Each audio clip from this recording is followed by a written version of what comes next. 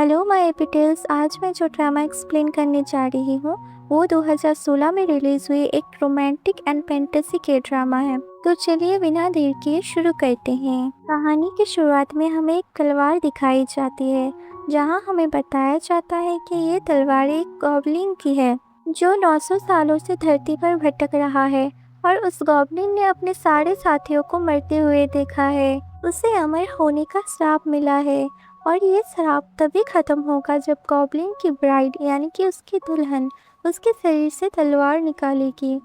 अभी ये कहानी एक बूढ़ी औरत एक लड़की को सुना रही थी, जो सुन वो लड़की हंसने लगती है और कहती है, क्या आंटी आप तो मजाक कर रही हो ना। तो बूढ़ी औरत उससे गुस्सा हो जाती है और वो कहती है ये कोई मजाक नहीं है बल्कि ये सच है। फिर कुछ सामान खरीदने के बाद वो लड़की वहाँ से जाने लगती है।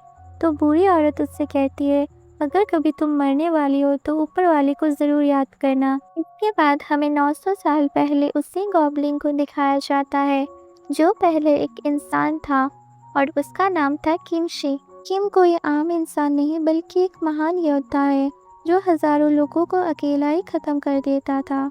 इसीलिए उस राज्य में सभी लोग राजा से ज़्यादा किम को अपना मसीहा मानते थे। इसके बाद किम जब युद्ध से वापस लौट रहा था तो गेट पर खड़े कुछ सिपाही उससे रोक लेते हैं और कहते हैं, तुम पर देशद्रोही का आरोप लगाया गया है, इसीलिए तुम अपनी तलवार नीचे रखो और खुद को सरेंडर कर दो। किम जब कहता है कि मुझे पहले राजा से मिलना है तो इतने में वो सैनिक किम के साथियों को खत्म करवा देता है, जिससे किम को बहुत गुस्सा आता है लेकिन वो कुछ नहीं कहता। इसके बाद वो राजा के पास आते हैं जहाँ वजीर राजा को भड़का रहा था कि राजा प्रजा से ऊपर होती है और उससे भी ऊपर होती है भगवान। लेकिन प्रजा तो किम को ही अपने भगवान की तरह पूजने लगी है क्योंकि वो हर युद्ध जीतते आ रहा है और लोगों के दिलों में अपनी जगह बनाते जा रहा है। अगर ऐसा ही रहा तो एक दिन आपके लिए भी मुसीबत बन जाएगा, इसीलिए अभी आपको उसे रोकना ही होगा। तब किम राजा से कहता है कि आप ये सब क्यों कर रहे हैं। तब राजा किम से कहता है कि वही रुक जाओ और एक गद्दार की मौत मरो। अगर वहाँ से एक कदम भी आगे बढ़ाया तो तुम्हारे साथ तुम्हारे परिवार भी मारा जाएगा। तब किम की बहन किम से कहती है कि मैं जान चुकी हूँ ये सब क्यों हो रहा है, लेकिन तुम चिंता मत करो भाई, तुम आगे बढ़ो, भले ही ये हमारा आखिरी वक्त हो। तब किम राजा की ओर बढ़ने लगता है तो राजा किम की बहन पर हमला करवा देता है, जो कि राजा की वाइफ भी थी, लेकिन फिर भी वो उस पर दया नहीं करता। अब इससे किम पूरी तरह टूट जाता है। तभी एक सिपाही किम के पैर पर तलवार मारता है, जिससे किम नीचे गिर जाता है। तब वजीर कहता है कि ये राजा के खिलाफ एक देशद्रोही है, इसीलिए इसे खत्म कर दो। तभी राजा के आदेश से एक सिपाही किम पर हमला करता है, लेकिन किम अपनी तलवार से उसे एक झटके में नीचे गिरा देता है और कहता है, मेरी मौत तुम में से कोई नहीं कर सकता। फिर वो अपने एक सेवक को उसे मारने को कहता है, जिससे वो सेवक रोता हुआ किम की तलवार उसके सीने के आर पार कर देता है। अब राजा किम की बॉडी को एक खाली मैदान में फेंक देते हैं, जहाँ किसी को भी उसके पास जाने से मना किया गया था। वही राज्य में सभी लोग किम की मौत से बहुत दुखी थे। अब सालों बीत जाते हैं, जहाँ किम की बॉडी मिट्टी में मिल जाती है, लेकिन उसकी वो तलवार अभी भी वही होती है। इसके बाद हमें प्रेजेंट का सीन दिखाया जाता है, जहाँ एक कार का एक्सीडेंट हो गया था और उसी कार के डिक्की में एक लड़की की लाश पड़ी थी। तभी उस लड़के की आत्मा जब अपनी डेड बॉडी को देखती है तो वो बहुत हैरान हो जाती है और डर जाती है। लेकिन तभी वहाँ पर ग्रीम रीपर आता है, जिसका काम होता है लोगों के मरने के बाद उनकी आत्माओं को ले जाना। इसके बाद इस लड़की को अपने साथ लाता है और उसे कहता है कि अब तुम्हारा समय आ चुका है, इसीलिए तुम ये चाय पियो और इसे पीते ही तुम अपनी इस जिंदगी के बारे में सब कुछ भूल जाओगी और तुम्हें मुक्ति मिल जाएगी। तब वो लड़की ठीक वैसा ही कहती है। अब हम गॉब्लिन को देखते हैं, जहाँ उसका सेवक अपने ग्रैंडसन के साथ आया था और गॉब्लिन से कहता है, ये मेरा ग्रैंडसन डोक हुआ है, मेरे बाद ये आपकी सेवा करेगा। और तब हमें पता चलता है कि इस सेवक की सारी पीढ़ियां गॉब्लिन की सेवा करती आ रही है। अब हमें पास्ट का सीन दिखाया जाता है, जहां किम को मारकर फेंक दिया गया था तब उसके पास उसका सेवक अपने ग्रैंडसन के साथ आता है और वो रोता हुआ कहता है कि जनरल, मुझे माफ़ कर देना, मैं आपको बचा नहीं पाया। तभी किम की तलवार हिलने लगती है और किम एक गॉब्लिन बनकर जाग उठता है, जहाँ आकाशवाणी होती है कि तुमने लाखों लोगों को युद्ध में मारा है। भले ही वो तुम्हारे दुश्मन थे, लेकिन वो सब ईश्वर की रचना भी थे। इसीलिए तुम्हें श्राप दिया जाता है कि तुम हमेशा जिंदा रहोगे और अपने लोगों को मरते हुए देखोगे और उन्हें कभी भूल नहीं पाओगे। और तुम्हें इस श्राप से मुक्ति तभी मिलेगी जब एक गॉब्लिन की दुल्हन तुम्हारे सीने से ये तलवार निकालेगी। इसके बाद गॉब्लिन अपनी बहन का बदला लेने के लिए राजा के महल में आता है, जहाँ उसे वजीर मिल जाता है जिसने राजा को भड़काया था। तो गॉब्लिन गुस्से में उसकी गर्दन तोड़ के उसे मार देता है। फिर गॉब्लिन राजा को मारने आता है, लेकिन वो तो पहले ही मर चुका था, जिसे देखकर गॉब्लिन कहता है कि मुझे आने में देर हो गई। वही गॉब्लिन का सेवक काफी बुरा हो चुका था, जिसकी मौत हो जाती है, जिसके बाद उसका ग्रैंडसन काफी रोने लगता है। तभी वहाँ गॉब्लिन आता है और उसे चुप कराता है, जिस पर वो बच्चा कहता है कि मेरे दादाजी की आखिरी इच्छा थी कि मेरी सारी पीढ़ियाँ आपकी सेवा करेगी। फिर हमें पता चलता है कि दोगवा भी इसी बच्चे की पीढ़ी का हिस्सा है। इसके बाद हमें प्रेजेंट का सीन दिखाया जाता है, जहाँ गॉब्लिन को धरती पर रहते हुए 900 साल बीत चुके थे। तभी उसे एक लड़की की चीख सुनाई देती है जो कि मर रही थी। वो लड़की बार बार मदद मांग रही थी और ये लड़की वही होती है जिसे शुरुआत में दादी माँ ने गॉब्लिन की कहानी सुनाई थी। जब गॉब्लिन उस लड़की के पास आता है तो वो लड़की रोते हुए कहती है, प्लीज़ मेरी जान बचा लो। लेकिन गॉब्लिन उसकी जान बचाने से मना कर देता है और कहता है कि मैं इंसानों के जन्म और मौत के बीच नहीं आता। तो वो लड़की कहती है कि अगर तुम मुझे नहीं बचा सकते हो तो कम से कम मेरे बच्चे को ही बचा लो। दरअसल उस लड़की के पेट में एक बच्चा पल रहा था।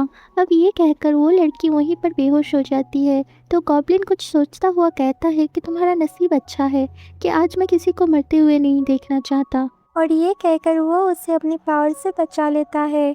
फिर जब वो लड़की उठती है तो गॉब्लिन वहाँ से जा चुका था। अब थोड़ी देर के बाद वहाँ पर ग्रीम रीपर आता है, जिसे उस लड़की की आत्मा को ले जाना था। लेकिन वो देखता है कि वहाँ पर कोई भी नहीं है, जिसे देखकर वो हैरान हो जाता है।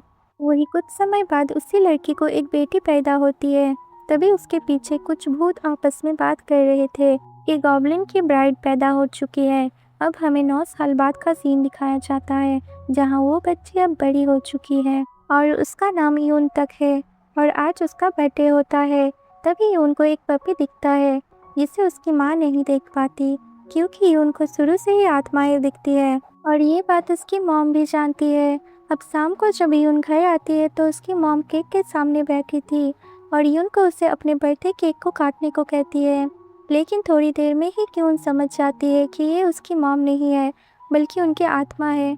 इसीलिए यून बहुत रोने लगती है और कहती है कि मॉम, आपके साथ क्या हुआ? तो उसकी मॉम कहती है कि घर आते वक्त मेरा एक्सीडेंट हो गया था, लेकिन तुम चिंता मत करो मेरी बच्ची, भगवान हमेशा तुम्हारी रक्षा करेगा। लेकिन यून बहुत रोने लगती है कि इस दुनिया में कोई भगवान नहीं होता, वरना वो मुझे आपसे अलग नहीं करता। वो अपनी माँ से कहती है कि कोई बात नहीं मॉम, मैं खुद को संभाल लूँगी, अब आप हेवन जा सकती हो। और फिर उसकी माँ बात करते हुए गायब हो जाती है। तभी हॉस्पिटल से फ़ोन आता है कि तुम्हारी माँ की डेथ हो चुकी है। तो यून रोते हुए अपनी माँ का स्कार्फ पहनती है और हॉस्पिटल की तरफ जाने लगती है। तभी उसे वहाँ पर ग्रीम रीपर मिल जाता है, जिसे यून देख लेती है, जिससे ग्रीम रीपर हैरान हो जाता है, क्योंकि जब ग्रीम रीपर हैट पहनता है तो किसी इंसान को दिखाई नहीं देता, लेकिन यून तो उसे देख सकती थी, जिससे ग्रीम रीपर समझ जाता है कि ये वही लड़की है जो 9 साल पहले मरने वाली थी और जिसकी आत्मा को मैं लेने आया था। तो ग्रीम रीपर उसे अपने साथ चलने को कहता है, जिससे यून काफ़ी डर जाती है। तभी वहाँ पे वही बूढ़ी दादी आ जाती है, जिसे हमने शुरू में देखा था, और वो भी कोई आम इंसान नहीं थी। वो बूढ़ी दादी ग्रीम रीपर से कहती है कि तुम इसे कहीं नहीं ले जा सकते, जिस पर ग्रीम रीपर कहता है कि मैं इसे 9 साल से ढूंढ रहा हूँ और इसे तो अभी जिंदा भी नहीं होना चाहिए। जिस पर बूढ़ी दादी इसे डांटने लगती है, ये तुम्हारी गलती है जो इसे 9 साल पहले नहीं ले जा सके, इसलिए तुम यहाँ से चले जाओ। तो ग्रीम रीपर वहाँ से चला जाता है। फिर बूढ़ी दादी यून से कहती है कि ग्रीम रीपर ने तुम्हें देख लिया है, इसीलिए तुम यहाँ से चले जाओ। और दोबारा इस ग्रीम रीपर के सामने मत आना, वरना वो तुम्हें अपने साथ ले जाएगा। ये कहकर वो उसे उसके आंटी के घर जाने को कहती है। इसके बाद हमें पता चलता है कि वो बूढ़ी औरत कोई आम इंसान नहीं है, क्योंकि वो चलते चलते ही यंग लेडी में बदल जाती है। वो कौन है ये हमें कहानी के आगे पता चलेगा। अब 10 साल बाद का सीन दिखाया जाता है, जहाँ यून बड़ी हो गई है, लेकिन स्कूल में उसे कोई भी पसंद नहीं करता, क्योंकि यून भूतों को देख सकती है और सुन सकती है और उनसे बात भी कर सकती है।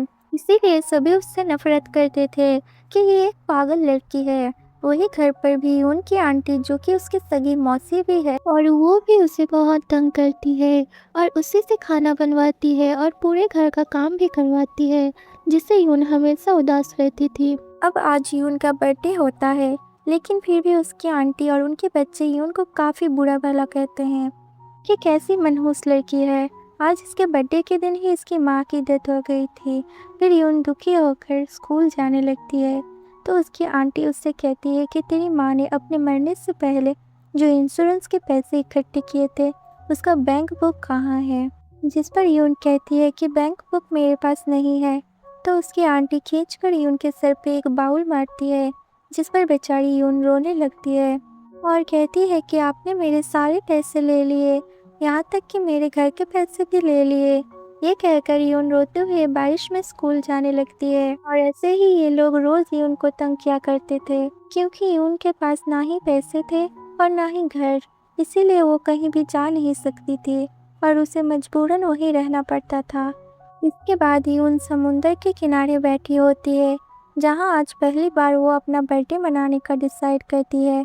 फिर वो विश मांगती है कि प्लीज़ मेरी आंटी की फैमिली का कुछ करो और मुझे एक पार्ट टाइम जॉब दिला दो और मुझे एक बॉयफ्रेंड भी चाहिए। और ये कहते हुए मोमबत्ती को फूंक मार कर बुझा देती है।